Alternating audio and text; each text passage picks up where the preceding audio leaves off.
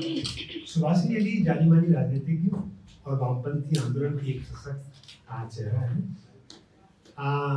आपके पिता colonel Prem Sahgal British भारतीय सेना में अधिकारी थे और उनकी माता कैप्टन लक्ष्मी सहगल एक प्रतिष्ठित डॉक्टर और दोनों ही स्वतंत्रता सेनानी रहे और नेताजी सुभाष चंद्र बोस के नेतृत्व में बनाई गई आजाद हिंद फौज उसका एक महत्वपूर्ण हिस्सा है। सुभाषिनी अली का जो राजनीतिक सफर शुरू होता है 1969 से, जब वो मात्र 21 वर्ष की थी और कम्युनिस्ट पार्टी ऑफ मार्क्सवादी CPM से जुड़ी और आप लोकसभा सांसद रहे कानपुर से। आपकी CPM पोलिट ब्यूरो और CC की भी सदस्य रही। साथ ही आप ऑल इंडिया डेमोक्रेटिक वुमेन्स एसोसिएशन की अध्यक्ष भी रही। आप लेफ्टवर्ड बुक्स और पाम बाम प्रकाशन की बोर्ड ऑफ डायरेक्टर्स में हैं। आपने द कम्युनिस्ट ऑफ मैनिफेस्टो का हिंदी अनुवाद किया है। महिला अधिकारों, जाति धर्म के सवालों और श्रमिक आंदोलन जैसे सवालों पर, तमाम सवालों पर इस तरह का उनका महत्वपूर्ण दखल रहा है। सुभाषिनी अली जिन्ना टिबेट्स के काम से तकरीबन 80 के दशक से वाकिफ रही है। हमें बहुत खुशी है कि आज सफदर हशमी मेमोरियल लेक्चर में दिमाग में मनुवाद का प्रवेश इस विषय पर हम सुनेंगे। आज के व्याख्यान की सदारत कर रही डॉक्टर R महालक्ष्मी जवाहरलाल नेहरू विश्वविद्यालय के ऐतिहासिक अध्ययन केंद्र में प्राचीन इतिहास की प्रोफेसर हैं। उन्होंने धार्मिक संस्थाओं के सामाजिक आधार, धार्मिक विचारधारा और राजनीतिक वैधता तथा एंशिएंट इंडिया में लिंग मतलब जेंडर से संबंधित जो सवाल हैं उन पर व्यापक लेखन किया है। It's indeed an honor for me to be here. मेरी हिंदी इतनी अच्छी नहीं है, so I'm going to stick to English and switch with Hindi every now and then. But it is indeed an honor for me to be here. This is a momentous occasion, and to have someone like Subhashini Ali to deliver this lecture, that really is something to look forward to. The topic that she's going to be speaking on, दिमाग में मनुवाद का प्रवेश, this is a topic of great importance for us today because it is something that is being normalized all around us. We find that the ideology that the Manusmriti represents, that it presents, that is something that is so deeply entrenched in certain sections, among certain sections, and it is also something that is gaining increasing currency. And it is in that context that we are concerned as citizens, as part of progressive groups, as academicians, because very often things are taken out of context and presented. And it is in that sense that this topic is of very great relevance. मनुवाद का हमारे और आपके दिमाग में प्रवेश 2014 के बाद नहीं हुआ है। ये बहुत पुरानी एक प्रक्रिया है और मैं समझती हूँ कि ये हजारों साल पुरानी है। और हम मनुवाद को किस रूप में देखते हैं, जो मैंने इसके बारे में थोड़ा बहुत जानकारी हासिल की है, तो मेरे लिए ये एक शासक वर्गों का बहुत ही प्रबल विचारधारा है, एक विचारधारात्मक हथियार है शासक वर्गों के हाथ में।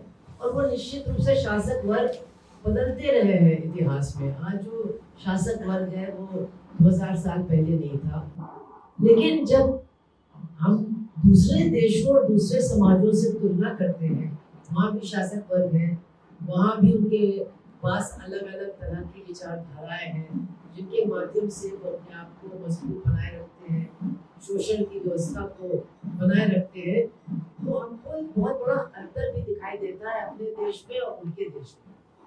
जितना मुझे समझ में आया, और मैं हिस्ट्री की थोड़ी बहुत स्टूडेंट रही हूँ, प्रोफेसर नहीं रही हूँ, किसी भी समाज में इतनी प्रबलता के साथ इतनी कठोरता, इतनी निष्ठा और इतनी ऊर्जा लगा करके किसी विचारधारा को जो शोषण से जुड़ी हुई है लोगों के अंदर प्रेषित करने का प्रयास नहीं किया गया है जितना कि हमारे समाज में मनुवादी विचारधारा को किया गया है। मतलब जो भी शासक वर्ग का होता है या उनके पोषक होते हैं वो बहुत सचेत होते हैं। कभी कभी तो हमको लगता है हम लोगों से भी ज्यादा सचेत होते हैं। वो जरा सी भी कोई बात जो उनके वर्चस्व को कमजोर करती है उसको बहुत जल्दी पकड़ते हैं और बहुत जल्दी उसका खुद भी जवाब देते हैं। उनके पास पूरी एक जिसको कहना चाहिए पूरी तमाम संस्थाएं हैं जवाब देने के लिए, उनका सबका इस्तेमाल होता है। लेकिन हमारे देश में इसी प्रक्रिया को एक बिल्कुल ही अलग स्तर तक ले जाया गया। और मुझे इसके कुछ थोड़े बहुत उदाहरण समझ में आते हैं कि अगर हम देखें कि मनुस्मृति कब लिखी गई। हालांकि हमारे यहाँ पुरानी किताबों में नई चीजों को जोड़ना, नई किताबों में पुरानी चीजों को जोड़ना, इसकी भी परंपरा है।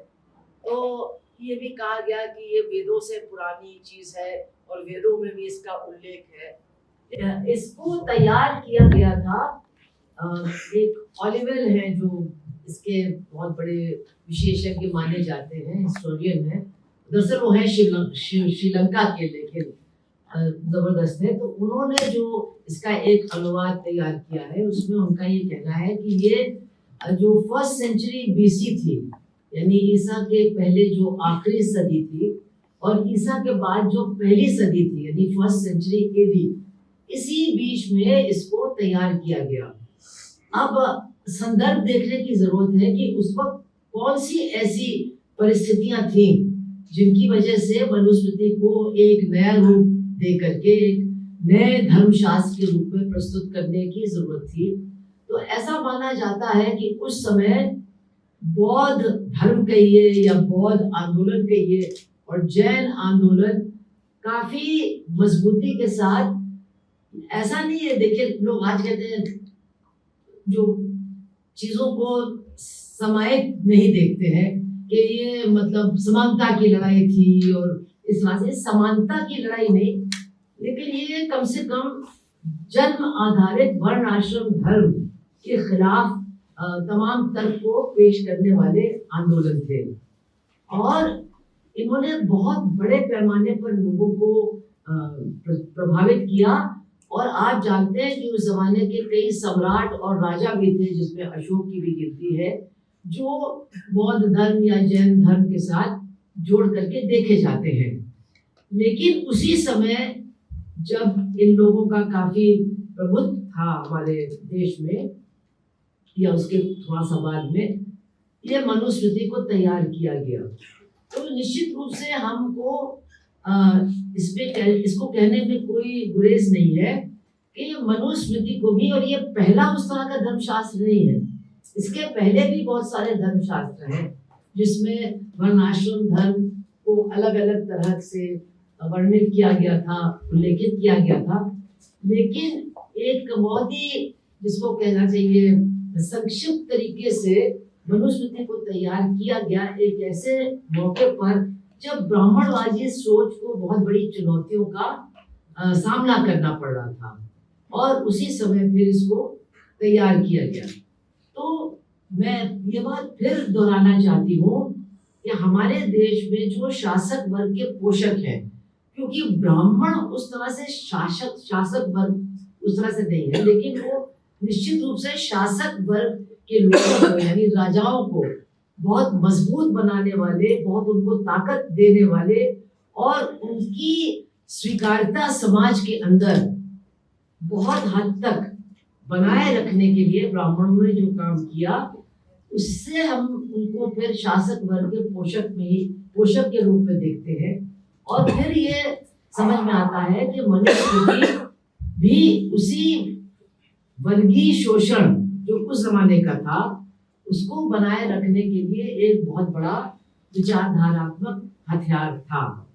और यही बात जो मैं पहले कह चुकी हूँ, दोहरा रही हूँ कि लगातार समय समय पर इसी तरह से किसी भी चुनौती का सामना किया गया है हमारे इतिहास में, और उस सामना को करने में मनुस्मृति की विचारधारा, मनुस्मृति के नियम, मनुस्मृति जिस असमानता को सबसे ज्यादा सराहना जिसकी करती है, ये ऐसी असमानता जो मेरे ख्याल से दुनिया में इस हद तक शायद ही कहीं मान्यता प्राप्त हुई हो, उसको लगातार इस्तेमाल किया गया है, उसके आधार पर तर्क को तैयार किया गया है। जब भी इस ब्राह्मणवादी या वर्ण आश्रम पर आधारित व्यवस्था को कहीं से भी चुनौती मिली, तो अभी आप लोग जो कि यहाँ पर हमारे जन्म के बहुत सारे लोग हैं जिन्होंने वो चंबुक वध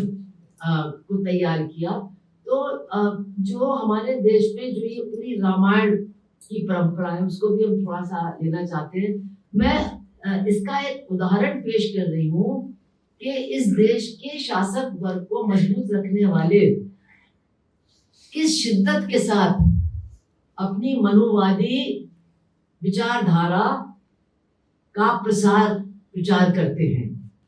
क्योंकि हमारे देश में जो मध्ययुगीन काल था उसमें कबीर और रविदास थोड़ा पहले हुए और उसके बाद तुलसीदास जी हुए। कबीर दास और रविदास को देखिए, हमारे यहाँ एक कमाल की बात और है, हमारे यहाँ मनुवाद इतना ज्यादा मतलब गहराई के साथ, मतलब उसके लिए लोग लड़ते हैं मनुवादी विचारधारा के लिए, कि अगर किसी को श्रेष्ठ भी समाज के सामने रखना है तो कहना है कि ये किसी ब्राह्मण की वजह से ही श्रेष्ठ है।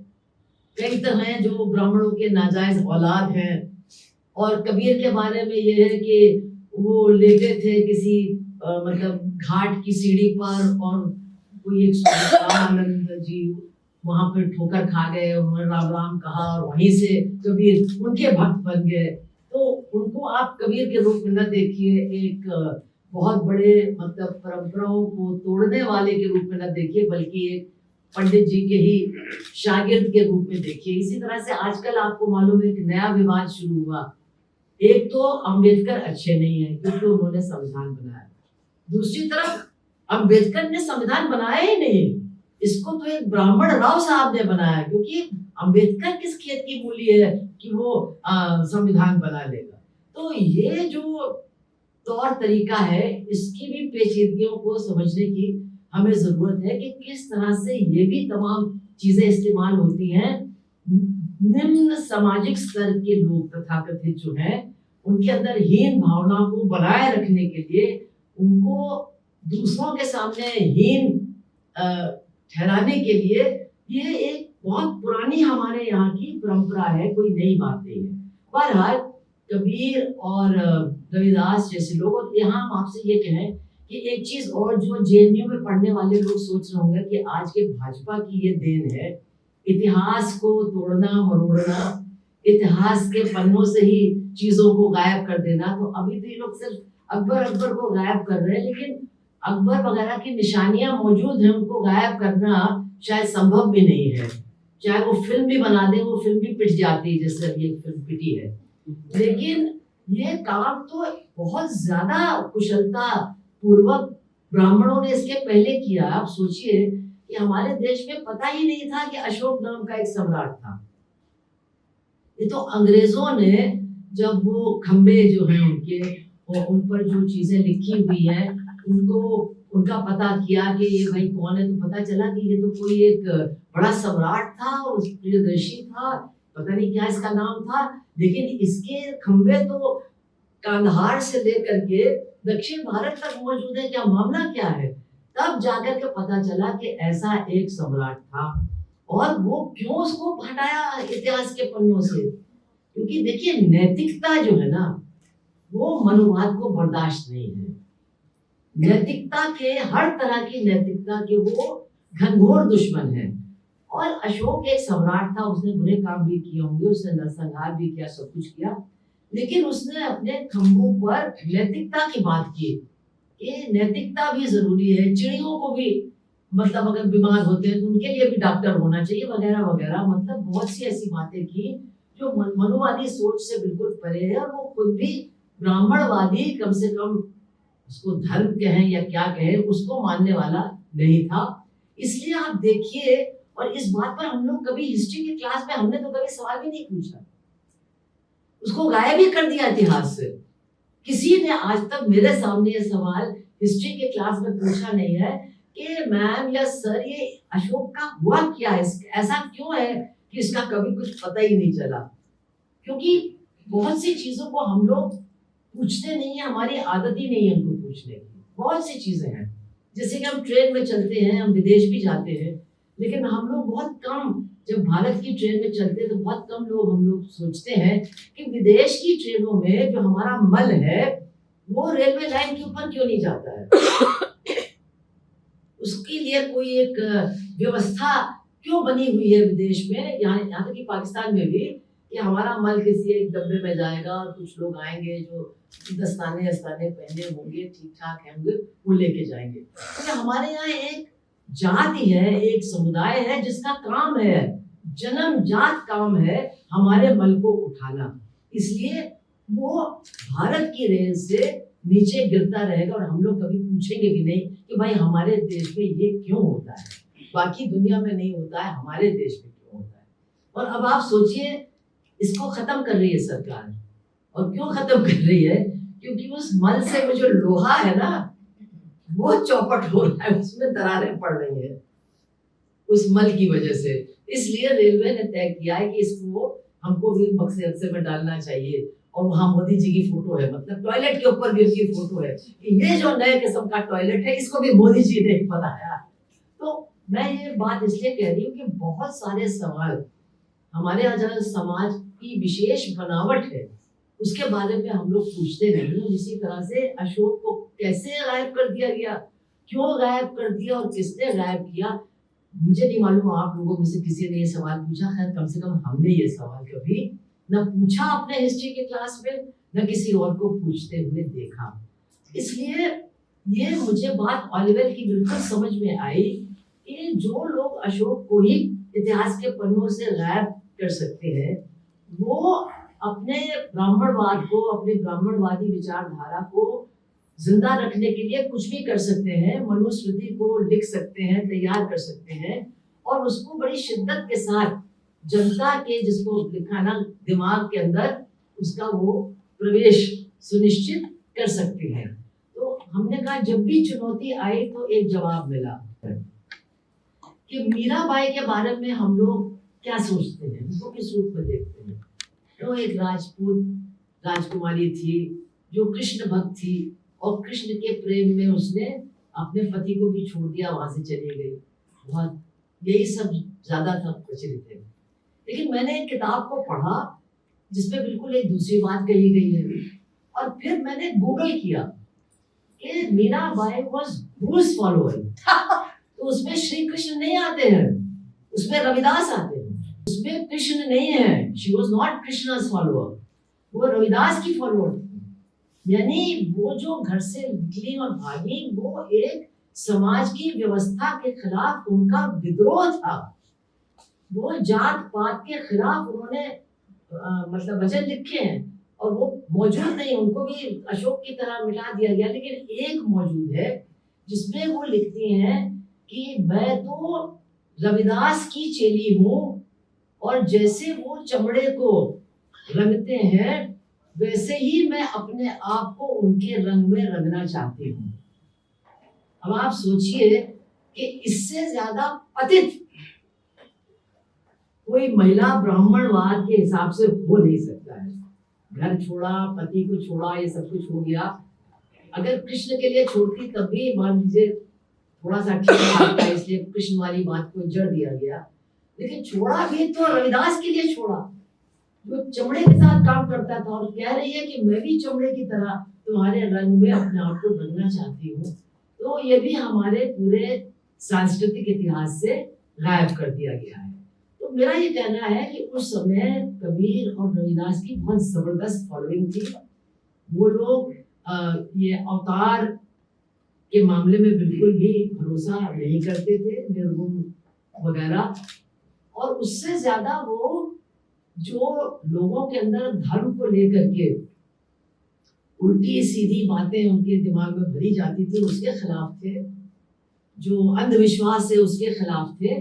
और निश्चित रूप से जन्म आधारित वर्ण व्यवस्था के भी जबरदस्त तरीके से खिलाफ थे। उनके तमाम दोहे चौपाई हमको कहना नहीं है, आप सब जानते हैं इन चीजों के बारे में है। तो मेरा ये मानना है कि इनका भी जवाब देना बहुत जरूरी था मनुवादी सोच के लोगों के लिए, मनुवाद को एक बार फिर से विजय श्री दिलाने के लिए। तो तुलसीदास जी एक काफी कॉम्प्लेक्स कैरेक्टर है हमारे इतिहास में, क्योंकि कई लोग मानते हैं कि ये ब्राह्मणवाद के विरोधी थे, क्योंकि इन्होंने अवधि में लिखने का फैसला लिया, जिसकी वजह से उनको बहुत गालियां खानी पड़ी, उनको काशी से भगाया भी गया। उन्होंने भी कहा कि मेरे साथ ये हुआ, मैं इसकी चिंता नहीं करता हूँ, माँ उनके खईबो मस्जिद में सोईबो, ये उन्होंने कहा जब उनको काशी छोड़ना पड़ा। बहरहाल उन्होंने अपनी रामचरितमानस को अवधि में तैयार किया। अब ये निश्चित रूप से एक साहित्यिक बहुत कमाल की चीज है। मैं आपको बताऊं, जब मैं तो बाहर से आई थी और कम्युनिस्ट पार्टी में सीधे आ गई, मतलब बिना किसी को जाने भी। तो मेरे जो सेक्रेटरी थे वो बहुत बढ़िया आदमी थे कानपुर में, कॉमरेड राम आश्रय उनका नाम था। उन्होंने मुझसे कहा कि भाई तुमको अगर समझना है इस समाज के बारे में तो तुम अपने घर के सामने गीता प्रेस की दुकान पर जाओ और रामचरितमानस खरीद के लाओ। तो मैं ले आई बड़ी मोटी किताब, उसमें आप जानते हैं कि हर चौपाई की हिंदी में अनुवाद और कठिन शब्दियां अवधि भी काफी हद तक समझ में आती है। तो मैंने उसको पढ़ना शुरू किया। फिर कॉमरेड आबासर ने एक दिन पूछा कि क्या पढ़ा तुमने? ना मेरी तो समझ में नहीं आ रहा, मैंने 100-150 पन्ने पढ़ लिए हैं। तो मुझे तो लग रहा था कि ये सीता और राम की कहानी है, लेकिन इसमें तो हर 4 चौपाइयों के बाद ब्राह्मणों के पैर धो, ब्राह्मणों की पूजा करो, ब्राह्मणों को गाय दो, ब्राह्मणों को जमीन दो, ब्राह्मण सर्वश्रेष्ठ है, राम ने भी ब्राह्मणों के साथ। तो ये क्या मामला? कहते मामला तो यही है, राम और सीता तो केवल मतलब लोगों के ध्यान को बनाए रखने के लिए है। वो पूरी कहानी जो है उसको अपने ढंग से ही लिखा भी गया है, लेकिन असली मकसद तो कुछ और है। असली मकसद है जो वर्ण व्यवस्था है जन्म के आधार पर, और उसमें जो ब्राह्मणों की श्रेष्ठता है वो उसको बनाए रखना इस किताब का असली मकसद है। अब इस पर डिबेट हो सकती है, लेकिन अगर कोई इसको पढ़ेगा तो ये चीजें हैं उसमें और बहुत बड़ी मात्रा में है। तो ये मैं समझती हूँ अवधि में, हो सकता है अवधि से उनको प्यार का, बहुत अच्छी बात है, बहुत मीठी भाषा है और वो जनता की भाषा तब तक थी, बहुत बढ़िया बात है। लेकिन उनके अवधि में लिखने का ये भी एक मैं समझती हूँ कारण था कि कबीर और जो उनके कविदास वगैरह, उनके जो जनप्रियता थी और उन्होंने जो असर डाला था उसकी काट करने का भी उनका मकसद था। और उसका मैं आपको बताती हूँ, मुझे सबसे ज्यादा दिलचस्प या दुखद जो उससे चीज निकल करके आती हुई है कि कबीर के दोहे कई लोग जानते हैं, लेकिन उस तरह से वो आदर के साथ हर घर में विशेष त्योहारों से समय नहीं सुनाए जाते हैं। लेकिन ये रामचरितमानस के बगैर तो कोई मतलब कोई बड़ा अवसर संभव ही नहीं है। तो हमारे देश में ही मैं यही कहती हूँ, मनुवाद का दिमाग में जो प्रवेश की बात है कि ऐसा गहरा प्रवेश है कि हम लोग पंडित जी को बुलाएंगे, उनको पैसे देंगे, उनको कपड़े भी देंगे, उनके लिए बढ़िया पकवान भी बनाएंगे, उनका आदर सम्मान भी करेंगे, अपने घर में लाउड स्पीकर भी लगाएंगे और फिर 3 दिन का अखंड रामायण का पाठ कराएंगे और कहेंगे पंडित जी बैठ के हमको गाली दो। तो ये जो एक खास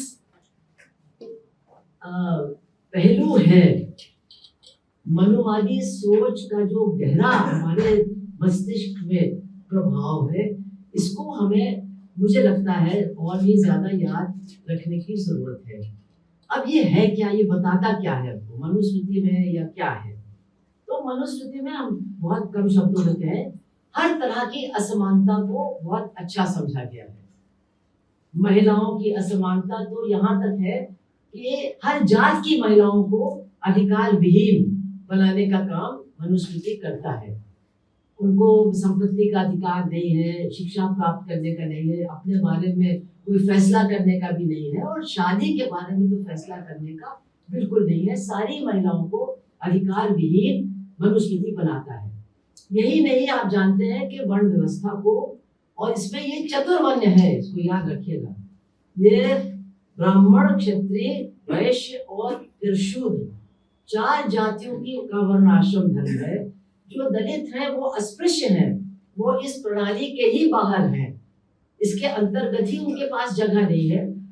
लेकिन ये जो इसके जो नियम है, अब ये बिल्कुल सही बात है कि 100% पूरी शक्ति के साथ ये नियम शायद नहीं लागू होते थे, लेकिन ये एक छाप छोड़ देते हैं लोगों के दिमाग पर कि समाज कैसे होना चाहिए, समाज कैसे चलना चाहिए। तो उसमें आपको सबको मालूम है 3 सवर्ण जातियां हैं और उसके बाद शूद्र हैं। और शूद्रों के बारे में भी, जिनको हम लोग ओबीसी कहते हैं या पिछड़ी जाति कहते हैं, ये कामकाजी, इनका धर्म केवल काम करना है, चाहे खेती में काम, चाहे छोटी दुकानों में काम, चाहे उस जमाने में जो छोटे छोटे कारखाने रहे होंगे उनमें काम, मतलब श्रम के अलावा उनका कोई धर्म है नहीं। श्रम करने के अलावा वो किसी साधन के मालिक भी नहीं हो सकते हैं, ये भी मनुस्मृति में लिखा गया। अब निश्चित रूप से इसमें फेरबदल हुआ है, लेकिन जो इसकी जो मूल भावना है वो तब भी थी, आज भी है, और पूरे हमारे ऐतिहासिक दौर में भी रहा है। और उनके बारे में ये भी कहा गया है, शूद्रों के बारे में 2 बड़ी दिलचस्प बातें हैं कि उनको कभी अपने मालिक से कुछ मांगना नहीं चाहिए, कभी किसी चीज की मांग नहीं करनी चाहिए कि हमको वेतन दो या हमको ये दो। यही नहीं, यहाँ भी ये भी कहा गया है कि अगर मजबूरी में किसी ब्राह्मण या किसी क्षत्रिय को श्रम करना पड़ जाता है तो फिर उसको भी शूद्र की श्रेणी में समझा जाएगा। तो ये एक बड़ा दिलचस्प वर्ग और वर्ण का मेल है, जिसको हमें ध्यान में रखना चाहिए आगे के लिए। तो ये है मनुस्मृति, और इसके बारे में आज पहली बात तो ये मैं कहूँ, फिर मैं वो कहूँगी, ऐसा नहीं है कि हम लोग इससे अछूते हैं। अगर कोई सोचे कि केवल भाजपा वाले मनुवादी हैं, ये गलत है, या केवल उच्च जाति वाले मनुवादी हैं, ये भी गलत है, या महिलाएं तो नहीं होंगी, नहीं वो भी हैं, मतलब पूरा समाज उसका कोई हिस्सा नहीं है जिसके ऊपर मनुवादी की गहरी छाप न हो।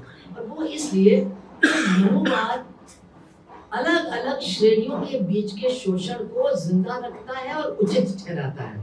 डॉक्टर अंबेडकर ने कहा था कि हमारे देश में जो असमानता है वो श्रेणीगत है, एक समाज को 2 हिस्सों में नहीं बांटा गया है, कई कई कई कई कई हिस्सों में बांटा गया है, और हर समुदाय को भी कई हिस्सों में बांटा गया है। तो हर एक जो छोटा समूह है या जो छोटी परत है वो अपने से नीचे को लात मारना चाहती है और अपने से ऊपर वाले के नजदीक पहुंचना चाहती है। और यही जो सोच है हमारे अंदर, यही शोषण को जिंदा रखती है और हमारे अंदर मनोवादी विचार को स्वीकारता प्रदान करती है, उसके आकर्षण को बनाए रखती है। तो मैं अब यहाँ थोड़ा सा अलग होकर कहूँगी, क्योंकि बहुत से लोग कहते हैं भाई इसके खिलाफ किया जाए, इसको खत्म कैसे किया जाए।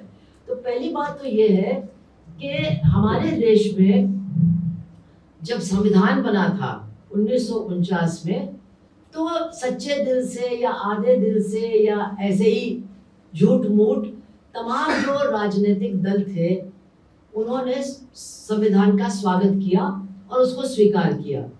और ये देखिए, ये संविधान ऐसा नहीं है, आजकल तो इसको बचाने की लड़ाई हम लोग लड़ रहे हैं, तो इसलिए बहुत कुछ हमको उसके बचाव में कहना पड़ रहा है, लेकिन ऐसा नहीं है कि ये कोई बहुत आदर्श या समाजवादी संविधान है।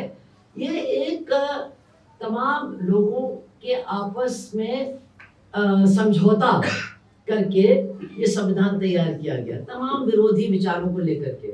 और उसी लिए ये संभव है कि इमरजेंसी भी संविधान के इस्तेमाल करके लागू हुई, और आज जो कुछ हो रहा है वो भी संविधान के अंतर्गत ही तमाम धाराओं को इधर से उधर करके हो रहा है। तो मेरा कहने का मतलब है, संविधान कोई ऐसा आदर्श धर्म ग्रंथ नहीं है, लेकिन फिर भी हमारे देश के इतिहास में ऐसा संविधान का बनना जिसमें समानता की बात को बहुत जोर देकर के कहा गया है, मतलब लैंगिक समानता, सामाजिक समानता, आर्थिक समानता की भी बात है, और मतलब निश्चित रूप से अलग अलग धर्मों को मानने वाले लोगों की भी बराबर के अधिकारों की भी बात उसमें दर्ज है। तो ये हमारे समाज में एक बहुत बड़ा कदम है आगे, इसमें दो राय नहीं है।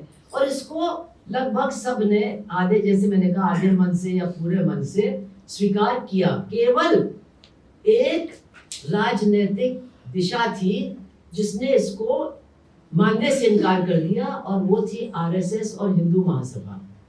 उन्होंने उसी वक्त सन 49-50 में कह दिया कि हमें ये संविधान स्वीकार नहीं है, हमारे लिए तो धर्मशास्त्र मनुस्मृति ही है, और उसी के आधार पर हमको कानून की व्यवस्था अपने देश के लिए बनानी है।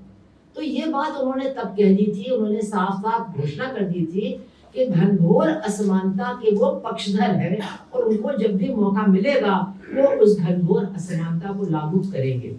तो अब ये सवाल उठता है कि अब हम इन सारी चीजों को कैसे देखें।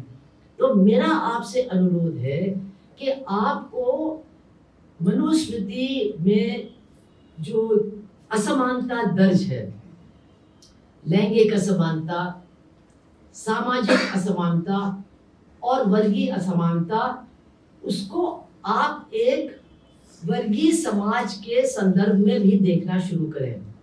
उस समय भी वर्ग थे, उस तरह के वर्ग नहीं थे जिस तरह के आज है।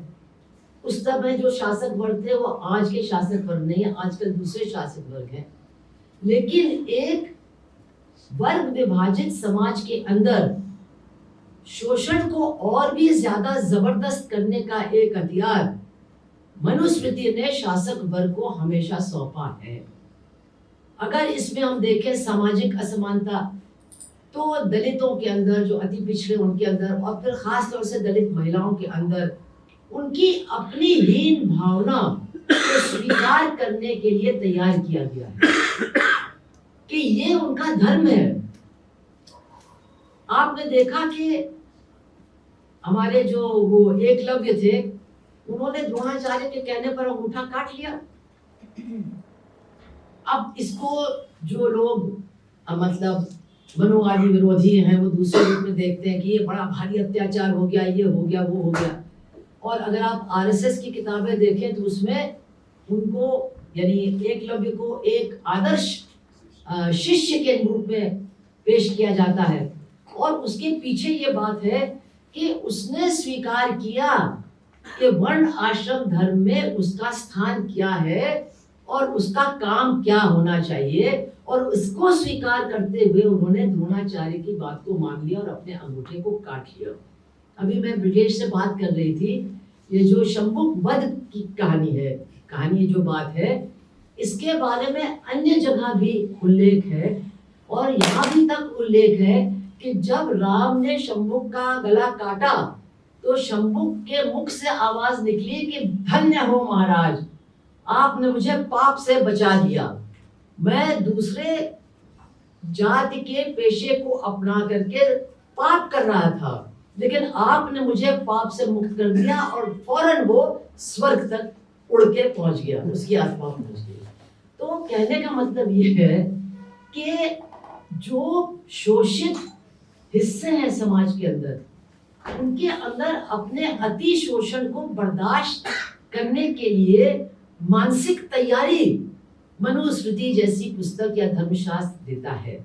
तो निश्चित रूप से इससे अच्छा शासक वर्ग के लिए क्या हो सकता है कि उसके पास एक मजदूरों की, श्रम करने वालों की फौज है जो अपने आप अपने निम्न दर्जे को स्वीकार करता है, मुंह खोल करके कभी वेतन की बढ़ोतरी नहीं मांगता है और गुलामी करना अपने धार्मिक कर्तव्य समझता है। तो हमको ये पूरे मनोवाद को वर्गीय समाज के अंदर वर्गीय शोषण के एक बहुत बड़े हथियार के रूप में भी देखना होगा।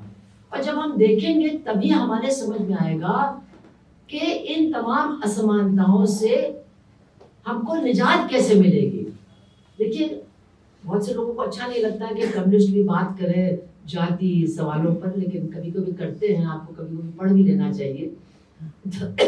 कॉमरेड बीटी रणदीवे ने किताब लिखी है और आपको पता नहीं होगा कि उस जमाने में जब पूना पैक्ट हो रहा था तो बीटी रणदीवे उन बहुत कम नेताओं में थे जिन्होंने सेपरेट इलेक्टोरेट की बहुत स्पष्ट तरीके से हामी भरी थी कि ये होना चाहिए और इनकी जो मांग है ये बिल्कुल सही है, he is right and he is being blackmailed by the Congress leadership, ये उन्होंने कहा। तो उनका हमेशा से ये वर्ण व्यवस्था के बारे में बहुत स्पष्ट सोच थी। एनीवे, उन्होंने लिखा है कि we should question, हम लोग को सवाल करना चाहिए कि इतने बड़े समाज सुधारक हुए, मतलब आधुनिक काल में, पहले का छोड़ दीजिए, मतलब फूले हुए और डॉक्टर अंबेडकर हुए और लोग भी हुए, लेकिन सफलता क्यों नहीं मिली, आंशिक सफलता भी क्यों नहीं मिली। और शायद इसका कारण ये है कि वर्ग संघर्ष या वर्गीय शोषण के खिलाफ सामाजिक शोषण की लड़ाई को न जोड़ते हुए उसको समाप्त करने की कोशिश की गई और वो हो नहीं सकता है। इसी तरह से जो महिलाओं का शोषण है, दलित महिलाओं का तो सबसे ज्यादा, दलितों की बात कर रहे, महिलाओं का शोषण भी जो शासक वर्ग है उसके हित में है। हमारे बम्बई में एक फैक्ट्री थी GKW, मल्टीनेशनल कंपनी थी, और मेरे ख्याल से सन 80 में 25,000 रुपए की तनख्वाह वहाँ के मजदूरों को मिलती थी। उसमें स्ट्राइक हो गई तो वहाँ पर बहुत ये आजकल बहुत ये बिजनेस मैनेजमेंट पढ़ के आते हैं, उन्होंने कहा कि ये फैक्ट्री आप चला क्यों रहे हैं? अरे ये तो सेफ्टी पिन को करने का काम तो ये महिलाएं घर में कर सकती हैं, और वो काम जिसके लिए मजदूर को 8 घंटे के लिए 24-25 हजार रुपए मिलते थे, वही काम बस्तियों में, झोपड़पट्टियों में साइकिल पर एक आदमी जाता था, एक बोरा भर करके महिलाओं को दे देता था कि ये सेफ्टी पिन जो है इसको ठीक करो, और 10 सेफ्टी पिन में एक बड़ी सेफ्टी पिन फंसा करके उसमें एक लेबल लगा दो, और 4 दर्जन सेफ्टी पिन के पेटी के लिए उनको 6 रुपए मिलते थे। तो मेरा कहने का मतलब ये है कि महिलाओं के अति शोषण से भी जो पूंजीपति वर्ग है उसको बहुत जबरदस्त फायदे होते हैं। सिर्फ ये नहीं कि वो कम पैसों में काम करने के लिए तैयार होती हैं, दूसरी बात है कि उनके काम को काम का दर्जा ही नहीं दिया जाता है। ये लोग जो घरों में काम करती हैं इसको काम नहीं कहते हैं, तो कहते हैं तो टाइम पास कर रहे हैं, इनके पास जो टाइम बहुत है ना, टाइम पास कर रही हैं, एक बात। और जो वो काम, जैसे कि जो उनके लिए काम तैयार किए गए उसको भी काम नहीं कहा जाता। जैसे कि ये सारे जो परियोजनाएं हैं, आंगनवाड़ी, रसोईया और ये सब, इनको कर्मचारी का दर्जा नहीं है, ये सेविकाएं हैं। तो सेविकाओं का तो धर्म है सेवा करना, तनख्वाह मांगना नहीं है, यूनियन मांगना नहीं है। तो सालों तक तो इस तरह की सोच हावी रही ना, और आज भी इस नव उदारवादी युग में पूंजीवाद को स्थिरता देने वाली ये जो परियोजना है, बहुत बड़ा इनकी भूमिका है, उनमें काम करने वाली महिलाओं को पूरे देश में सबसे कम तनख्वाह मिलती है, और वो भी 6-6 महीने, 8-8 महीने नहीं मिलती है। तो ये तो सेविकाएं हैं, ये कर्मचारी नहीं है, ये मजदूर नहीं है। ये कर्मचारी होंगी तो फिर इनको DA और इनको मिनिमम वेज और इनको सरकारी सुविधाएं मिलेंगी, तो ये सेविकाएं हैं। तो महिलाओं की जो परंपरागत महिलाओं का काम है, महिलाओं का जो मतलब जिसको कहना चाहिए जो उनकी जगह है, उसका इस्तेमाल करते हुए पूंजीवाद को बहुत फायदा मिलता है, लेकिन इससे बड़ा फायदा भी मिलता है। वो क्या है कि पूंजीवाद को नए मजदूरों की भी तो जरूरत है, मजदूरों की श्रम शक्ति की भी जरूरत है, उस श्रम शक्ति की गुणवत्ता को लगातार बढ़ाते रहने की भी जरूरत है। तो इसमें सबसे ज्यादा योगदान किसका होता है? महिलाओं का होता है। मजदूर वर्ग को वो पैदा भी करती हैं, उसको पालती हैं, पोसती हैं, उसको घर में थोड़ा बहुत ट्यूशन भी करती हैं, उसकी तीमारदारी भी करती हैं, उसके कपड़े भी धोती हैं, उसका खाना भी पकाती हैं। तो जो मौजूदा मजदूर की पीढ़ी है उसकी गुणवत्ता को बढ़ाती हैं। जब उसकी गुणवत्ता घटने लगती है तब एक नई पीढ़ी को तैयार करने का काम भी बहुत बड़े पैमाने पर महिलाएं ही करती हैं। इसका मतलब क्या है? अगर आप कैपिटल को भी पढ़िए तो जो पूंजीपतियों का श्रम को तैयार करने में खर्चा है उसका बहुत बड़ा हिस्सा महिलाएं मुफ्त में उनके योगदान में ये आ जाता है। तो महिलाओं के दूसरे दर्जे का स्तर को बनाए रखना पूंजीवाद के बहुत हित में है। अगर हम लोग बात करें पुरुष प्रधानता की, we have to fight patriarchy, down with patriarchy, ठीक है, लेकिन है क्या पेट्रियार्की? पेट्रियार्की भी एक विचारधारा है और विचारधारा के पीछे कोई ना कोई वर्ग का हित भी होता है। ये पेट्रियार्की भी हमेशा शासक वर्ग के हित में महिलाओं को दूसरे दर्जे पर रखने के लिए इस्तेमाल हुई है, आज भी हो रही है। तो इसलिए मेरा आपसे ये कहना है कि ठीक है, आजकल मनुवाद के बारे में खैर हम भी बहुत आजकल बोल रहे हैं, इसमें ज्यादा ही शायद बोल रहे हैं, कुछ लोग समझते हैं, लेकिन मनुवाद की बात अब हो रही है, अब उसकी वो चर्चा में आ गई है, लेकिन ये यहाँ पर खत्म नहीं होनी चाहिए। ये मनुवाद इसका एक वर्गीय पहलू भी है कि ये मनुवाद शासक वर्ग के शोषण को अति शोषण में परिवर्तित करने में बहुत बड़ा सहयोग करता है। जनता के जो अति शोषित हिस्से हैं उनको अति शोषित बनाए रखने में मनुवाद शासक वर्ग का बहुत मदद करता है। तो इसका मतलब क्या है? अगर आप कुछ विमर्श को देखें तो दलित विमर्श का एक हिस्सा है कि पूंजीवाद से ही जाति उत्पीड़न की समस्या समाप्त हो जाएगी पूंजीवाद के विकास के साथ। हम नाम नहीं ले रहे, कुछ हैं बुद्धिजीवी जिन्होंने पहले ज्यादा प्रभावशाली ढंग से, अब लोग ज्यादा सवाल भी पूछने लगे। इसी तरह से महिला विमर्श में भी एक तो ये पुरुष प्रधानता वाला चक्कर तो चला ही, लेकिन हमारे अच्छे ईमानदार लड़ने वाली महिलाओं ने भी इस थियरी को आगे बढ़ाया कि पूंजीवाद के विकास से ही महिलाओं की समानता संभव है, उनकी मुक्ति संभव है। लेकिन आज अगर हम देखें, अब तो पूंजीवाद नहीं, अब तो पूंजीवाद के विकसित दौर में हम रह रहे हैं, जो नव उदारवादी दौर है, जब समाजवादी चुनौती भी बहुत हद तक समाप्त हो गई है। यानी पूंजीवाद के सामने रास्ता बिल्कुल खुला है विकास करने के लिए, लेकिन वो विकास नहीं कर रहा है, वो लूट कर रहा है। उसके विकास में वृद्धि नहीं हुई है, उसकी लूट में वृद्धि हुई है। ना महिलाओं की समानता संभव हुई है, ना दलितों का उत्पीड़न समाप्त हुआ है, बल्कि इस नव उदारवादी दौर में हर तरह की असमानता बढ़ी है। देशों के बीच की असमानता और देशों के अंदर हर तरह की समानता। जो असमानता भी मुनाफाखोरी को मदद करती है, उस असमानता का फायदा ये नव उदारवाद भी ले रहा है। हम लोग को सिर्फ छाती पीट पीट के रोना नहीं है कि हाय दैया मनुवाद आ गया, हाय दैया भाजपा आ गई, हाय दैया कैसे इससे छुटकारा पाए। समझना होगा कि ये प्रणालियों का हिस्सा है, ये किसी के दिमाग की उपज नहीं है कि कोई मनु महाराज थे, उन्होंने सपना देखा और मनुस्मृति लिख डाली। ये प्रणालियां हैं, ये शोषण की प्रणालियां हैं जो शोषण की व्यवस्था के साथ जुड़ी हुई हैं। जब शोषण की व्यवस्था बदलती है तो इनमें भी परिवर्तन होते हैं, लेकिन मूल रूप जो उनका है वो नहीं बदलता है और हमारे देश में नहीं बदला है। अब भाजपा के आने के बाद एक खुल्लम खुल्ला मनुवादी दल के सत्ता में आने के बाद केंद्र में और कई राज्यों में बिल्कुल स्पष्ट दिखाई दे रहा है कि मनुवादी नीतियों को वो जिस तरह से लागू कर रहे हैं उसका असर क्या हो रहा है।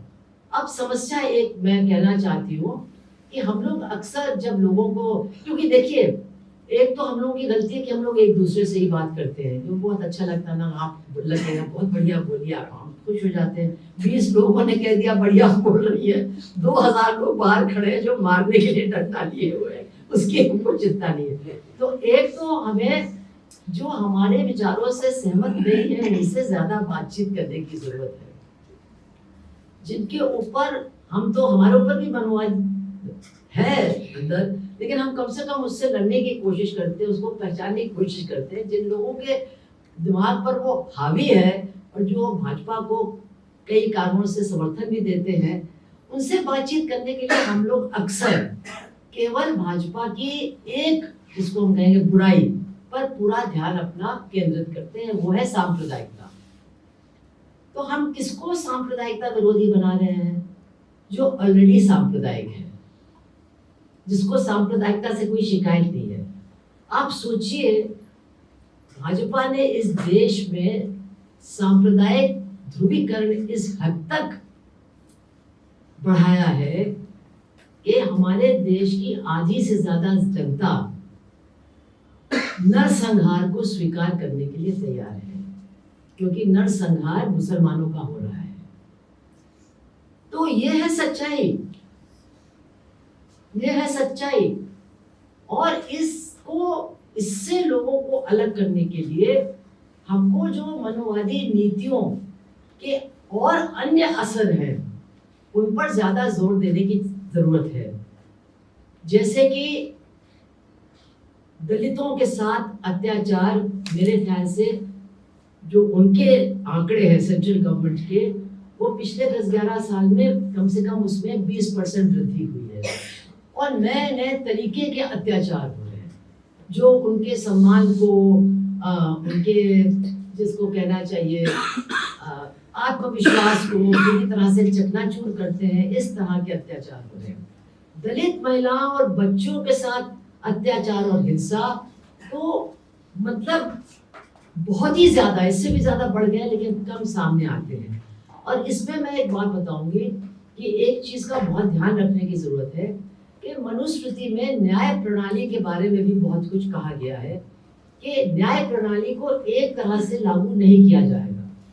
अपराध एक हो सकता है, लेकिन अपराधी कौन है और अपराध किसके साथ हुआ इसको देख करके दंड तय किया जाएगा। अब ये तो आज जो न्याय प्रणाली चल रही है इसके बिल्कुल विपरीत है, लेकिन भाजपा अब उसी मनोवादी न्याय प्रणाली को लागू कर रही है। इसको हमने सबसे स्पष्ट तरीके से हाथरस वाले केस में देखा, जब एक वाल्मीकि महिला के साथ 4 ठाकुरों ने, यानी राजपूत जाति के लड़कों ने सामूहिक बलात्कार भी किया और उसकी जान भी लेने की कोशिश की। कुछ दिन बाद वो मर भी गई। जब इसकी खबर आई तो हमारे मुख्यमंत्री, जो खुद भी ठाकुर हैं, उन्होंने तुरंत बयान दे दिया कि वो लड़की झूठ बोल रही है, बलात्कार तो हुआ ही नहीं। और उसके बाद आप जानते हैं बहुत कुछ हल्ला मचा, और फिर जब वो मरी तो उसकी लाश को उसके माँ बाप से छीन करके पुलिस ने रात को ही मट्टी का तेल उस पर डाल करके उसको फूंकने का काम किया। और फिर जब केस चला, क्योंकि हम लोग तो वहां गए भी हैं, तो आप सोच लीजिए कि उस लड़की का परिवार आज की इस तारीख में कैद है, और जो बलात्कार और हत्या का प्रयास करने वाले हैं वो घूम रहे हैं। वो लड़की की परिवार की झोपड़ी यहाँ नीचे है और बलात्कारी का घर ऊपर है। अगर वहां से सीआरपी वालों ने बताया कि अगर सीआरपी वहां से 10 मिनट के लिए भी हट जाए तो सारे परिवार का कत्ल हो जाएगा। इस हालत में रह रही है। कोर्ट में केस चला, एक दलित जज था बेचारा, सारे ठाकुर दारू पी करके कोर्ट में आते थे और उसको गालियां दे के कहते थे कि अबे देख रहे हो केस में कुछ किया तो फिर अच्छा नहीं होगा। 1 साल के बाद उसने जल्दी से अपना फैसला लिखा, छोड़ के भाग गया कोर्ट छोड़ के। 3 को तो बरी कर दिया और कहा बलात्कार हुआ ही नहीं। चूंकि वो मर गई थी तो एक के बारे में कहना पड़ा कि गलती से ये मर गई। सरकार का काम होता है ऐसे मामलों में अपील करना। 2 साल हो गए आज तक सरकार ने अपील नहीं किया है। उस परिवार को मजबूरी में एक अपना कोई वकील करके अपील करने की कोशिश वो कर रहे हैं। ये है मनुवादी न्याय प्रणाली का इस्तेमाल, या न्याय प्रणाली को मनुवादी ढंग से तोड़ मरोड़ करके उसका क्रियान्वयन करना। और वैसे भी आप देखेंगे कि महिला उत्पीड़न के मामले में हमेशा भाजपा की सरकारें, भाजपा के नेता उत्पीड़न करने वालों का ही साथ देते हैं, और अक्सर ये उत्पीड़न करने वाले लोग उनके पार्टी के लोग भी होते हैं।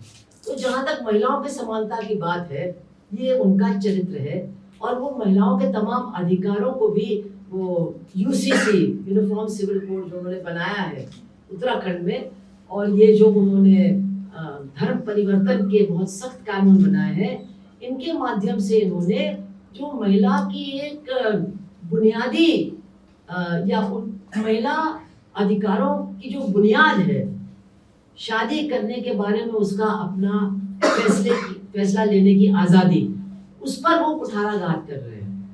और ये मनोवाद को, मनोवादी सामाजिक ढांचे को बनाए रखने के लिए अनिवार्य है, क्योंकि अगर लड़कियां स्वच्छंद होकर के अपने मन से शादियां करने लगेंगी तो संभव है कि वो अंतर जाति शादियां करेंगी, संभव है कि अपने से निम्न समझे जाने वाली जातियों के लड़कों के साथ शादी करेंगी, दूसरे धर्म के लड़कों के साथ शादी करेंगी, और अगर ऐसा होगा तो वर्ण व्यवस्था चरमरा करके खत्म हो जाएगी। तो इसलिए एक मनुवादी सरकार को मनुस्मृति के नियमों को लागू करने का बहुत ज्यादा प्रयास करने की जरूरत है, ताकि ये वर्ण व्यवस्था, शोषण की व्यवस्था और महिलाओं की असमानता की व्यवस्था बनी रहे।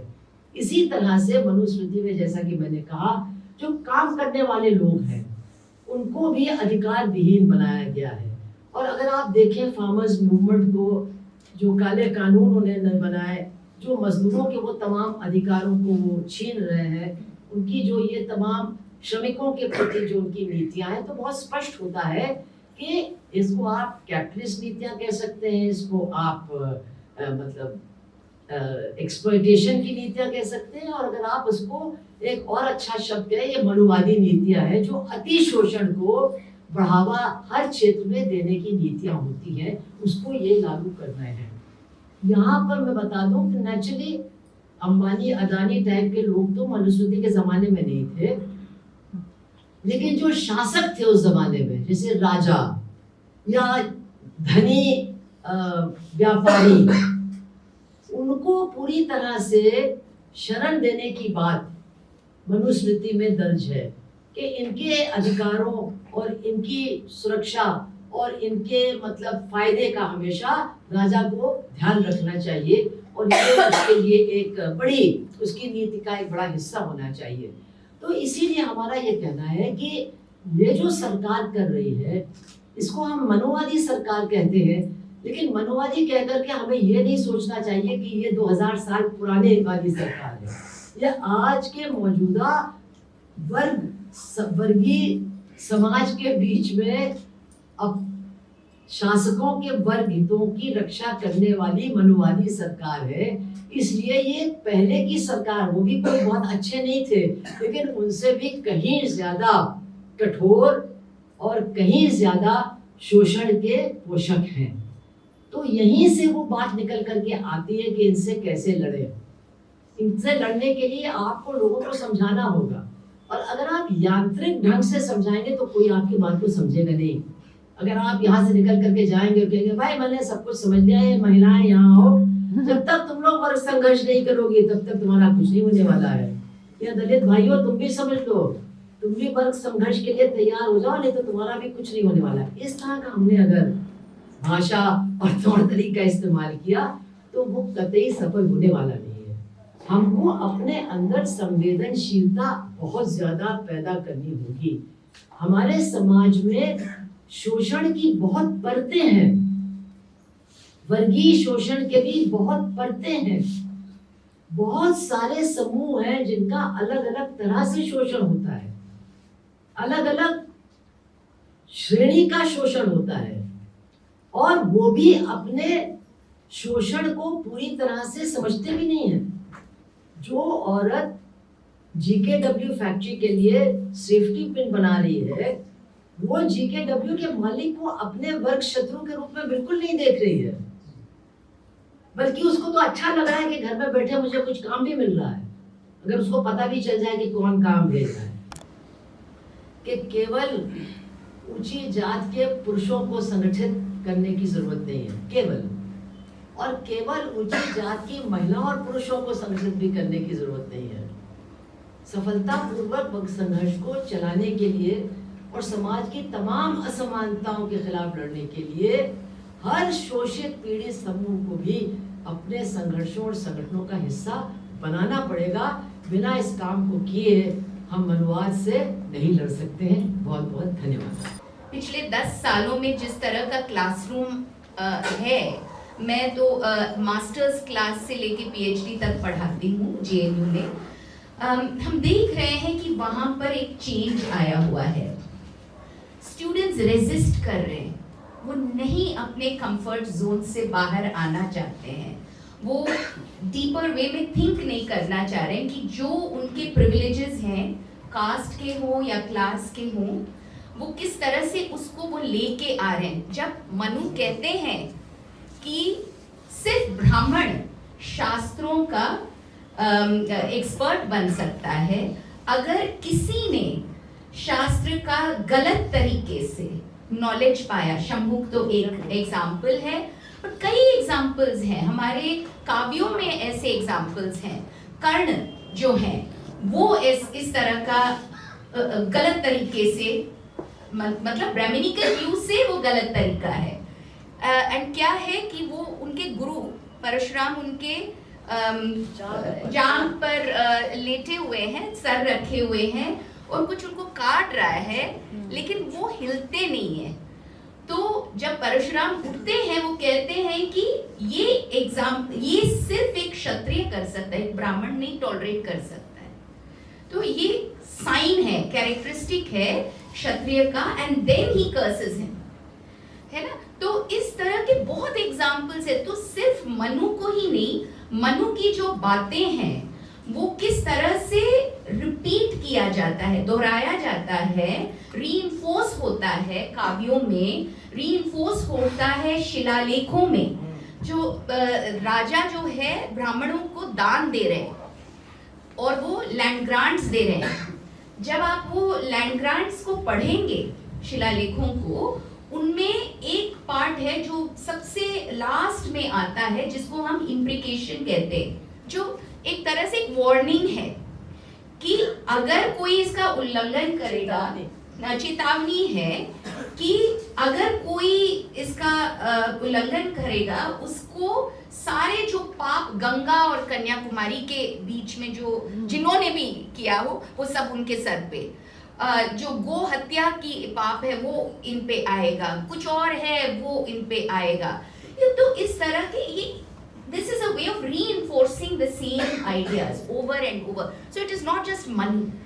And as Subhashini ji very rightly pointed out, it is the ruling classes, it is the classes that gain from this kind of ideology that are getting validated. Their exploitation is getting validated through this kind of ideology. They are the ones who are repeating this over and over. So it's not just Manu in the 1st century, but throughout the period thereafter, and in fact even earlier.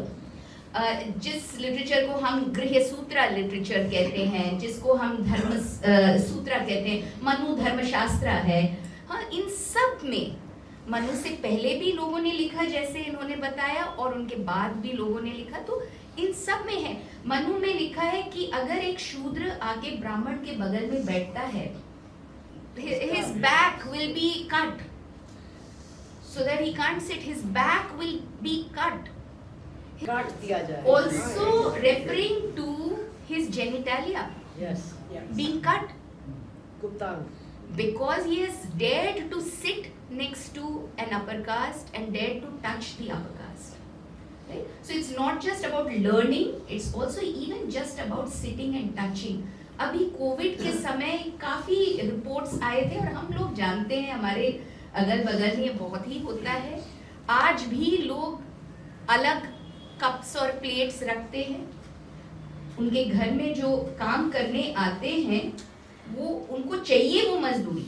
They need those people to come in. They need some of us to come in to work, but they will also separate us by having a separate set of plates and spoons or whatever, glasses and so on. पानी हम नहीं पिएंगे हर जगह। ये ऐसे नहीं है, it's not just a question of whether it is purified and so on, but hygiene is seen as intrinsic to the person. आप दलित हो, आप चंडाल हो, तो वो इंट्रिंसिक है, वो आप इम्प्योर हो ही, तो हो ही नहीं सकता है कि कुछ और है।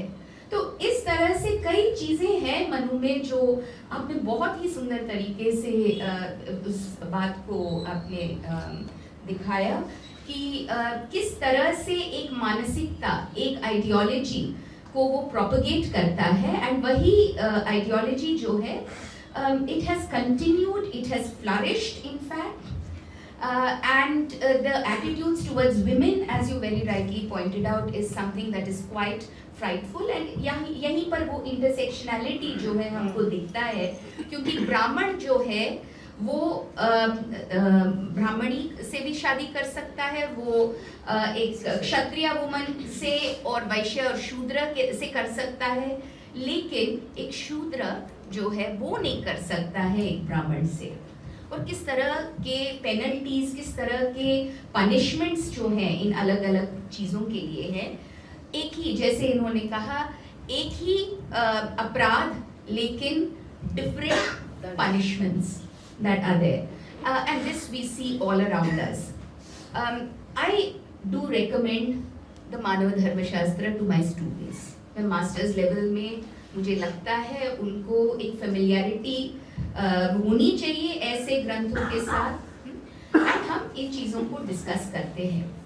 लेकिन जब दिल्ली यूनिवर्सिटी में ये एक प्रपोजल आया कि मनुस्मृति को आप सिलेबस में डालेंगे, वो इस रीजन से नहीं था कि आप उसको क्रिटिकली रीड करेंगे, वो इस रीजन से था कि this is the basis of our tradition, this is our society, and इस सोसाइटी का धर्म हमको पालन करना है। आज सुबह दिन में मेरा दूसरा सेमिनार था, एंड मेरे साथ एक और स्पीकर थी, उन्होंने मना कर दिया कि वो चाय और खाना नहीं खाएंगी क्योंकि वो कैंटीन से आया था। पता नहीं किसने बनाया। एंड मैंने कहा, I mean everybody is eating this, why don't you eat it? She says, I don't know who made it, you know, I can't.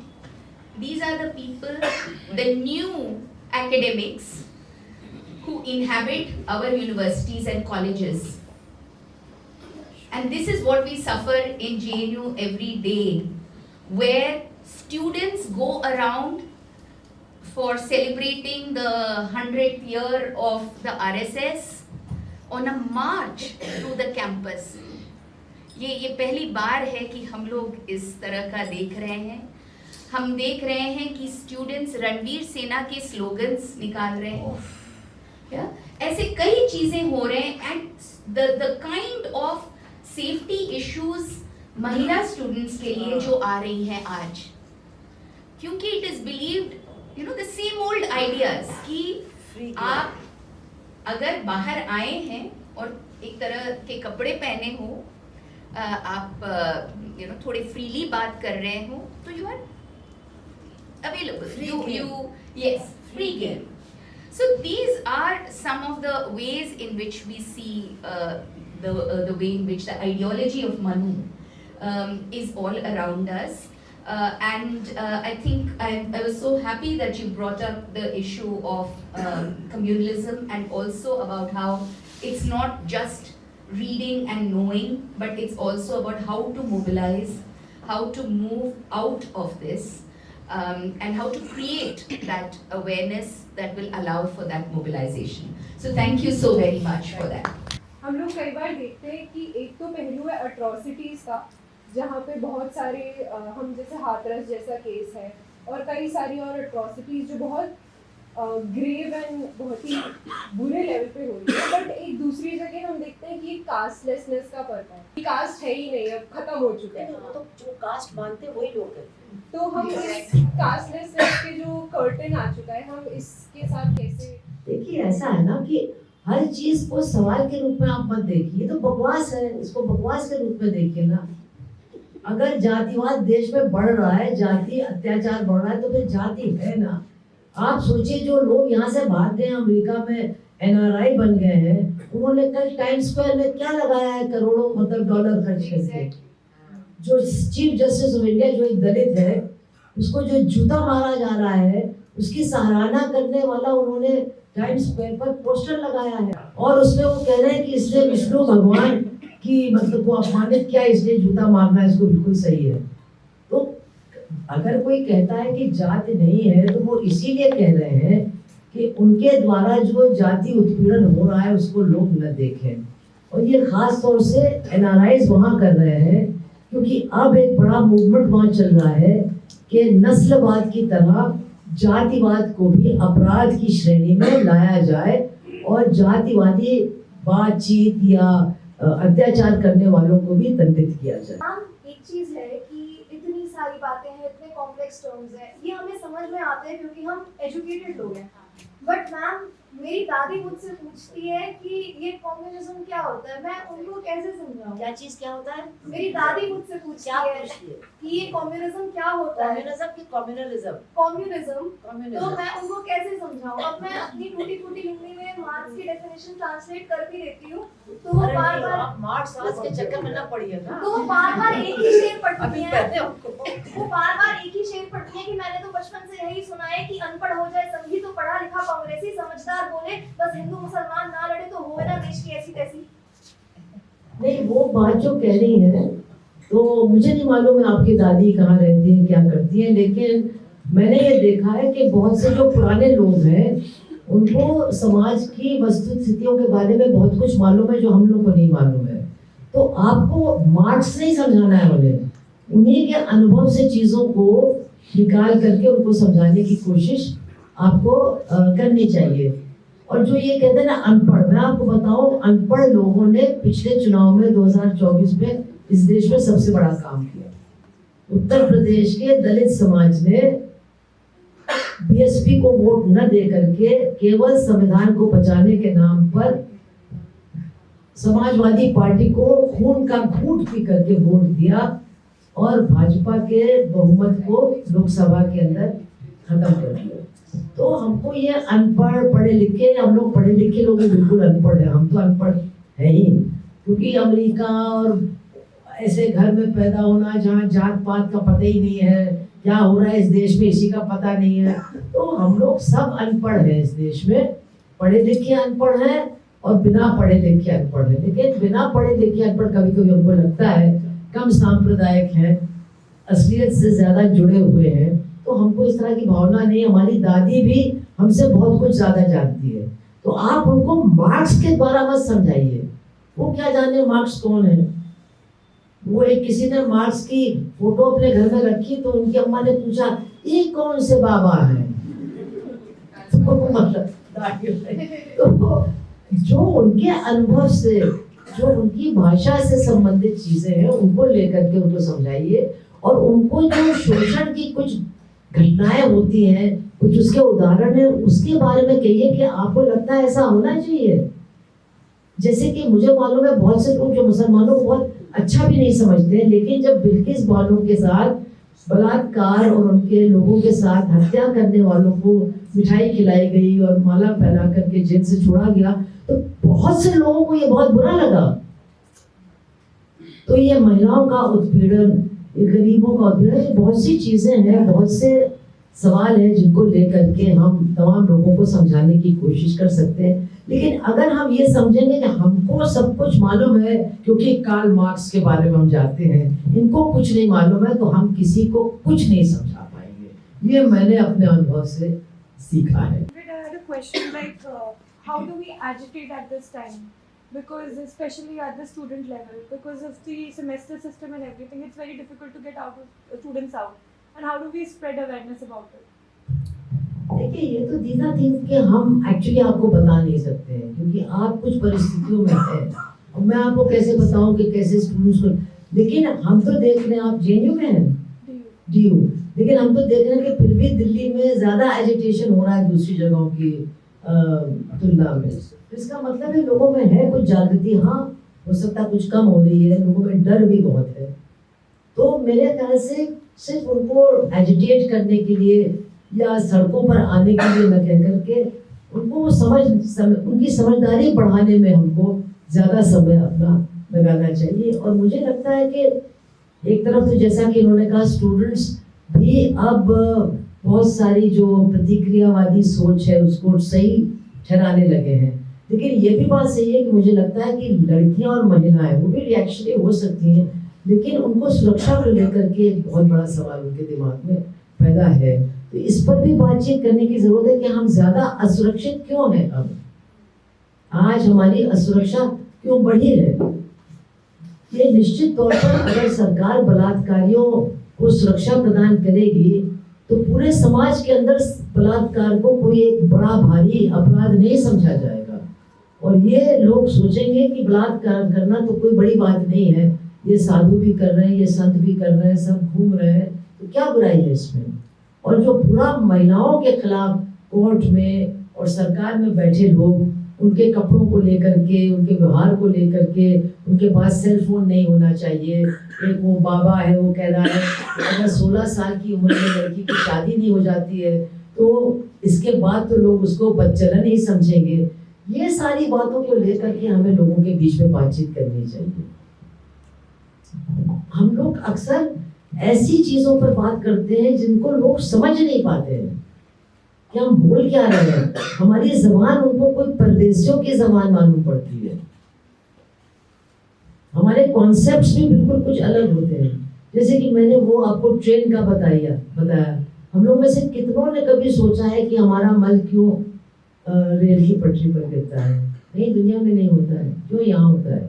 तो बहुत सारी चीजें हैं जो हमारे समाज के अनुभवों से निकल कर के आती हैं, और खासतौर से जो महिलाओं का ये सवाल है आज, जो उनके अधिकारों पर इतना जबरदस्त हमला हो रहा है। आज आप देखिए कि पूरे सोशल मीडिया में अगर कोई औरत अपने पति के साथ या कोई गलत केस लगा देती है तो ऐसा लगता है कि देश की सारी महिलाएं यही कर रही हैं, और जो महिलाओं का उत्पीड़न इतने बड़े पैमाने पर हो रहा है वो तो अब सब समाप्त हो गया है, खत्म हो गया है।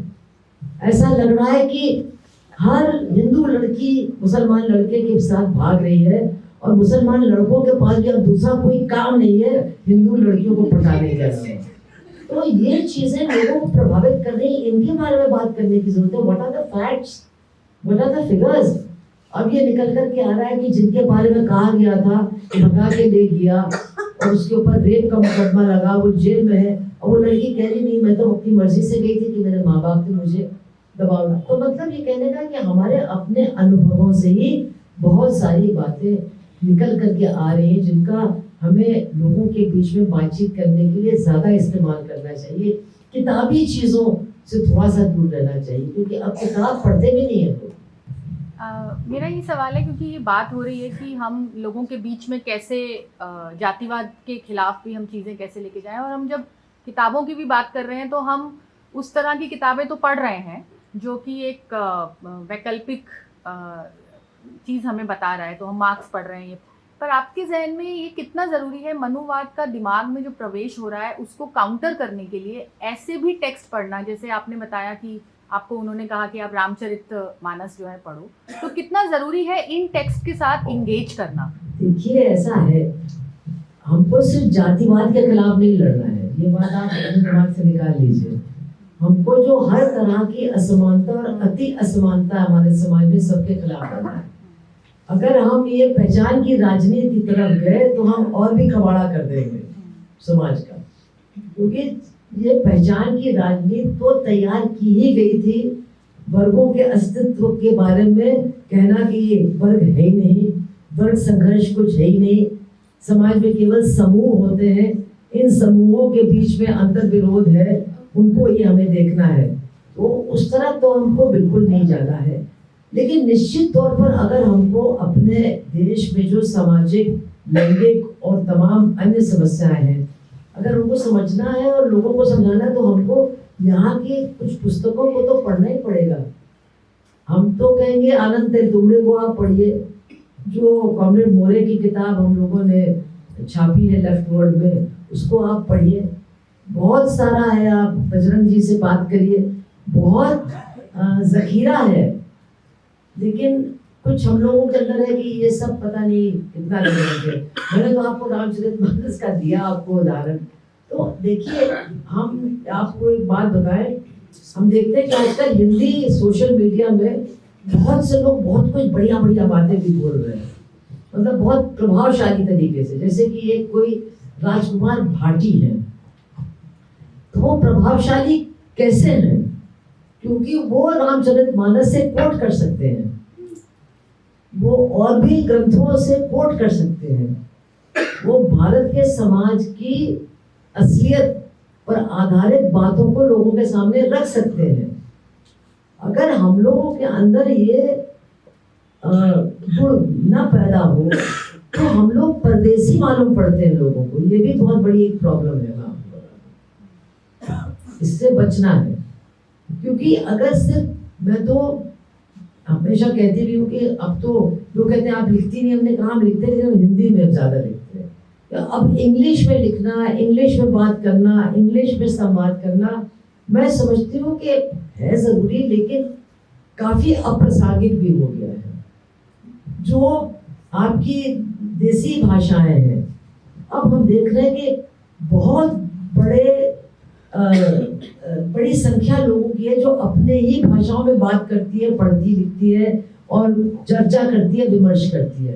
तो हम अगर अंग्रेजी में ही बोलेंगे और समझेंगे तो हम उससे बाहर हो जाएंगे, उस विमर्श के बाहर हो जाएंगे। आप शुरुआत में मनुवाद के बारे में बोल के फिर आपने बोला कि अभी we should not just talk about caste, बस कास्ट की बात नहीं है, बल्कि वर्ग जो है, क्लास स्ट्रगल जो है, उसके साथ भी ये करना।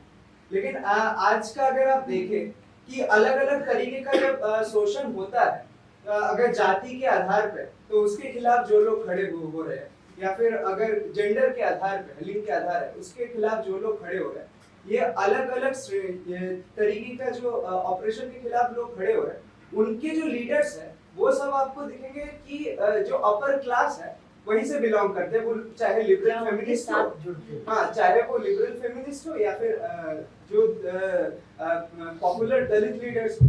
और दूसरी तरफ एक और समस्या ये आ जाती है कि कोई जब किसी एक तरीके के शोषण से जूझ रहा होता है, वो खुद भी दूसरे तरीके के शोषण को देख नहीं पाता। जैसे कोई दलित इंसान जो कि पुरुष है, वो खुद कास्ट ऑपरेशन फेस कर रहा है, but at the same point of time वो घर आके अपने जो वाइफ है उन पे एक दूसरे तरीके का एक्सप्लॉइटेशन। हर एक इंसान में तमाम एस्पेक्ट्स हैं।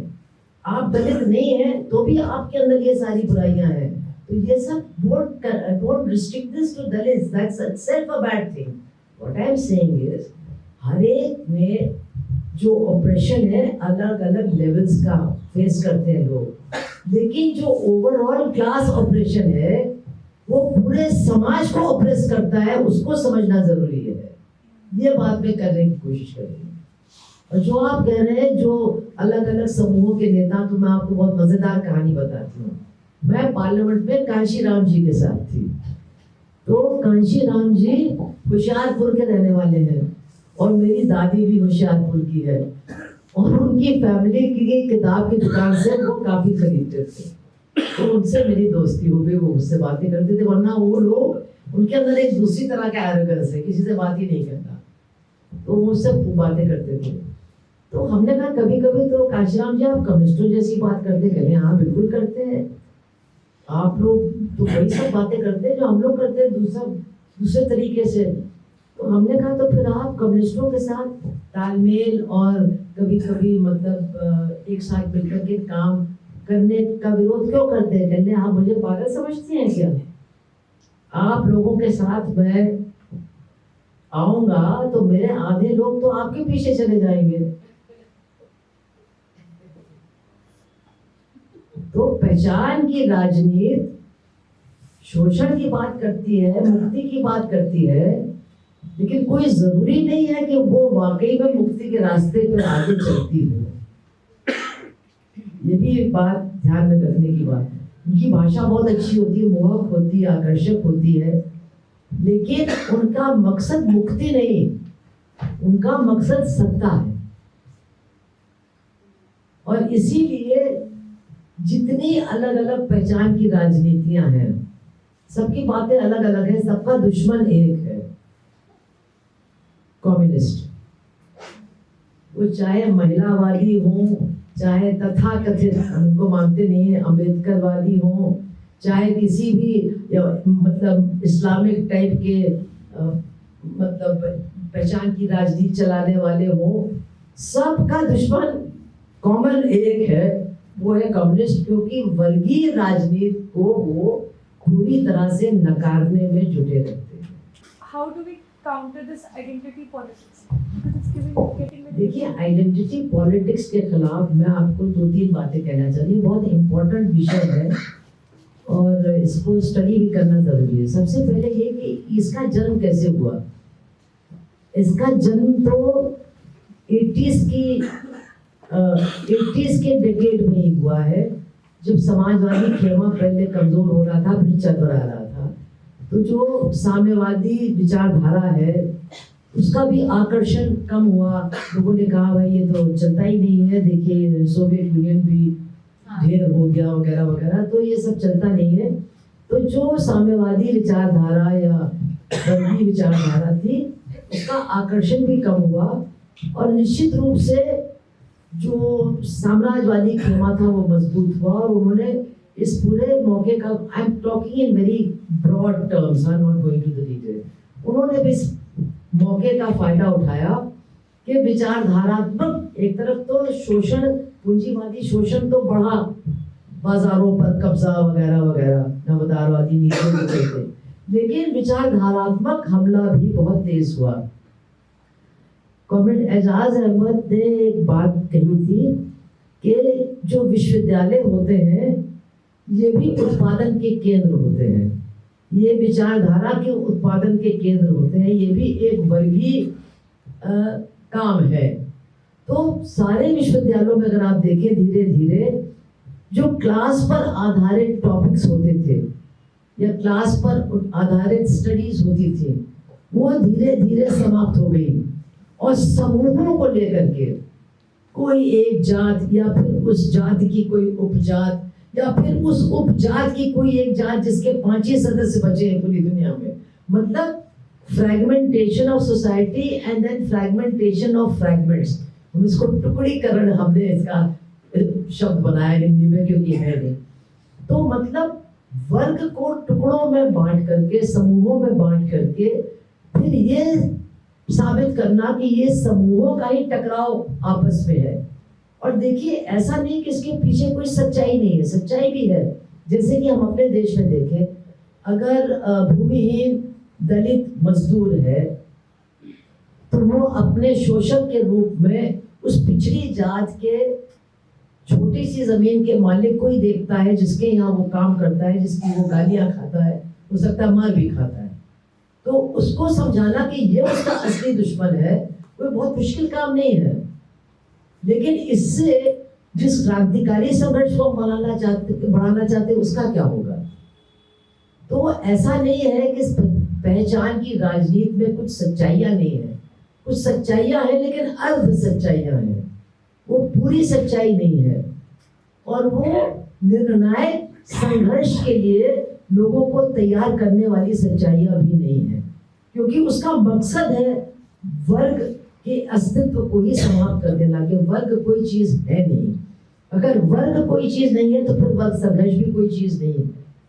तो ये समझना बहुत जरूरी है। अब इसमें आप देखिए कि कुछ लोग कहते हैं कि जो ईमानदार लोग हैं वो कहते हैं भाई इसमें कुछ सकारात्मक पहलू तो है, ये मुक्ति के बारे में तो कुछ बात करते हैं, हो सकता है मुक्ति के लिए वो कुछ योगदान भी करते हो। तो मेरा ये मानना है कि ऐसा नहीं है, ये सही नहीं है। हाँ, वो अच्छी बात करते हैं, उन्हें ईमानदार लोग कुछ जाकर के कुछ ट्राइबल्स के बीच में काम भी कर रहे हैं, कुछ ये भी कर रहे हैं, बट अल्टीमेटली अगर आप समाज को परिवर्तित करने की लड़ाई की बात करें तो ये सारी चीजें उसमें रोड़ा लगाती हैं। और इसलिए हमको समझना है कि पहचान की राजनीति का सबसे हमारे देश में सबसे बड़ा खिलाड़ी कौन है? बीजेपी। ये हर एक समाज के हिस्से में तो विभाजन पैदा करता ही है, लेकिन ये एक पूरे बहुसंख्यक समुदाय, हिंदू समुदाय पर एक धार्मिक पहचान को लाद करके उसको वो अपने लक्ष्य की पूर्ति के लिए अपने पीछे गोल बंद कर रहा है। और वो लक्ष्य क्या है? एक मनुवादी हिंदू राष्ट्र का निर्माण, जिसमें सबसे ज्यादा नुकसान उसी समुदाय का होगा जिसको वो पहचान के नाम पर अपने पीछे गोल बंद कर रहा है। पहचान की राजनीति से कोई क्रांतिकारी नतीजा नहीं निकल सकता है। When you look at textbooks today, the NCERT and what they have come out with, उनकी जो textbooks आप देखेंगे, உங்களுக்கு పడినా నా తమిళ్ పేసలా ఇలాట నా లేకుంటే నేను తెలుగులో కూడా మాట్లాడొచ్చు, హిందీలో అంత బాగా నేను మాట్లాడను అంతే, కానీ నేను ప్రయత్నం చేస్తాను। మన when you आप जब ये NCERT की टेक्स्ट बुक्स देखते हैं उसमें आप देखेंगे क्लास तो दूर की बात है, लेकिन जिस तरह से कास्ट को उन्होंने डाला है उसमें कि कास्ट तो इसलिए था कि just to order society, society में हाँ ठीक ठाक, या एग्जैक्टली कि वो ठीक से चले, लेकिन वो बाद में ब्रिटिशर्स ने और यहाँ मुगलों ने उसमें जो लिखा है वो कॉलोनियल टाइम्स में किया है। तो इस तरह की चीजें, अब हिस्ट्री ही क्यों अटैक में रहती है जब टेक्स्ट बुक्स की बात आती है, या इवन पब्लिक नॉलेज जो आजकल व्हाट्सएप हिस्ट्रीज डोमिनेट करती हैं। हम तो सेलिब्रिटीज बना देते हैं इन व्हाट्सएप हिस्टोरियंस को, एंड मैं उनमें आई मे ऑफेंड पीपल, मैं उनमें विलियम डैलरिम्बल को भी डालूंगी, वो एक एंड ऑफ द स्पेक्ट्रम है, एंड दूसरे तरह के वो Kani Setty and Sai Deepaks and all of these को भी मैं डालूंगी। ये हिस्ट्री पे ही इसलिए अटैक है क्योंकि it is only by distortion that we can claim और we can place at the centre this Manuvadi ideology, and that is why Sanjeev Sanyal वो कहते हैं Ashok is the most horrible character in history. उनका जो दो पेज ही लिखे हैं उस पे, वो चर्न ऑफ द ओशन या कुछ है उनकी, उसमें वो लिखते हैं is the worst because he was anti Brahmin. तो that is why he is to be hated. अब कोई भी थोड़ा सा इतिहास पढ़ेगा, जो अच्छे इतिहासकार हैं उनका लेख, तो वो देखेंगे कि अशोक को भी इस तरह से दर्शाया गया है बाद के बौद्ध लेखक ने। उसके अपने जो एडिक्ट्स हैं उसमें तो वो कभी नहीं इस तरह से लिखे, वो हमेशा उनके जो एडिक्ट्स है वो क्या है, वो एड्रेस करते हैं पमना समना। तो वो जो उस कल्चर में, उस मिलियू में जो नॉलेज कीपर्स थे उनका सम्मान करते हैं, उनको एड्रेस कर रहे हैं। तो इस तरह से I think that is why when we are talking of Manuvad and when we are talking of the way in which whether it is caste, whether it is gender, and especially when we look at the way in which class as a category of analysis is disappearing, the attack on history has to be repulsed. We have to defend history as historians have researched and interpreted it, and not in the way in which these new age historians who claim to be historians are talking about history, because that is not history. That is complete distortion and misrepresentation. Thank you so much.